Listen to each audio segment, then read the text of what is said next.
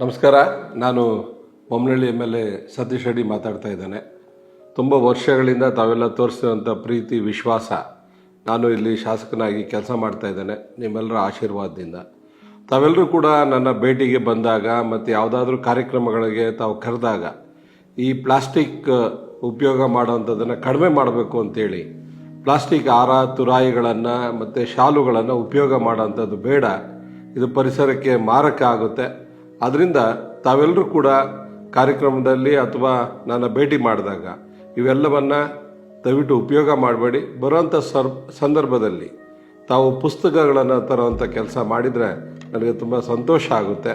ನಾವೆಲ್ಲರೂ ಕೂಡ ಮುಂದಿನ ಪೀಳಿಗೆಗೆ ಒಂದು ಹೊಸ ದಾರಿಯನ್ನು ಈ ರೀತಿ ತೋರಿಸಿದಾಗ ಆಗುತ್ತೆ. ತಾವೆಲ್ಲರೂ ಕೂಡ ಇದನ್ನು ಫಾಲೋ ಮಾಡಿ, ನಾನು ಕೂಡ ಫಾಲೋ ಮಾಡ್ತೇನೆ. ನಮಸ್ಕಾರ.